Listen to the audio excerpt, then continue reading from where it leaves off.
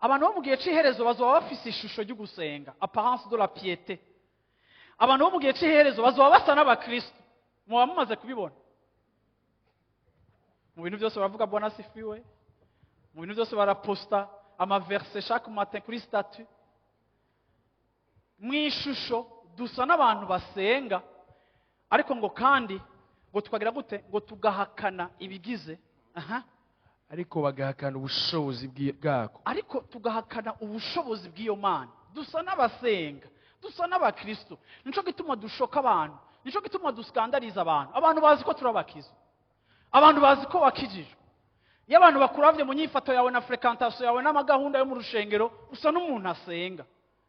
Ariko iyo ukubise gafe ni bombe, kuko usa n'uw'Imana, ariko ubuzima bwawe bugahakana ibigize ubushobozi bw'Imana. Ndashaka kuvuga ngo iyo ubuzima bwacu tutariko turashika ahantu ngo tuvuge ngo Mana nshoboza gukorera inyungu zawe, Mana nyigisha gushira imbere inyungu zawe, ngira ndababwire ngo ikintu cyose uravyumva uzoza gusanga ibyo washize imbere ari byo byari bikwiye kuja inyuma.